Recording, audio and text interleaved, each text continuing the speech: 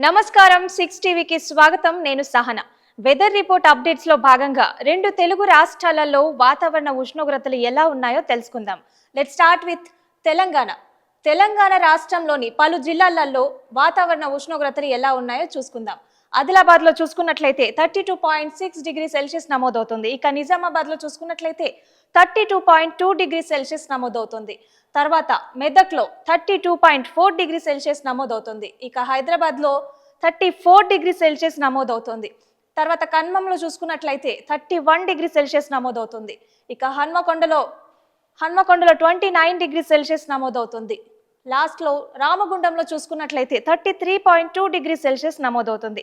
తెలంగాణ రాష్ట్రంలో ఓవరాల్ గా కనిష్టంగా చూసుకున్నట్లయితే హన్మకొండలో 29 డిగ్రీ సెల్సియస్ నమోదవుతుంది. ఇక గరిష్టంగా చూసుకున్నట్లయితే హైదరాబాద్ లో 34 డిగ్రీ సెల్సియస్ నమోదవుతుంది.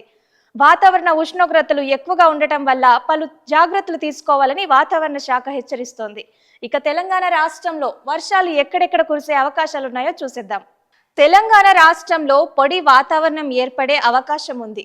వడగాల్పులు తెలంగాణ రాష్ట్రంలోని మంచిర్యాల్, నిర్మల్, నిజామాబాద్, జగిత్యాల్, రాజన్న సిరిసిల్ల, కరీంనగర్, పెద్దపల్లి, జయశంకర్ భూపాలపల్లి, ములుగు, భద్రాద్రి కొత్తగూడెం, ఖమ్మం, నల్గొండ, సూర్యాపేట, మెదక్, కామారెడ్డి జిల్లాలలో అక్కడక్కడ వీచే అవకాశాలున్నాయి.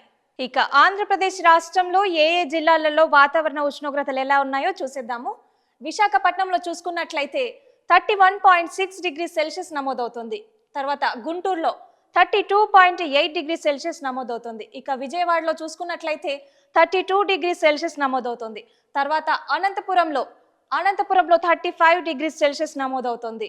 నెల్లూరులో చూసుకున్నట్లయితే 31.8 డిగ్రీ సెల్సియస్ నమోదవుతుంది. ఇక మచిలీపట్నంలో చూసుకున్నట్లయితే 32 డిగ్రీ సెల్సియస్ నమోదవుతుంది.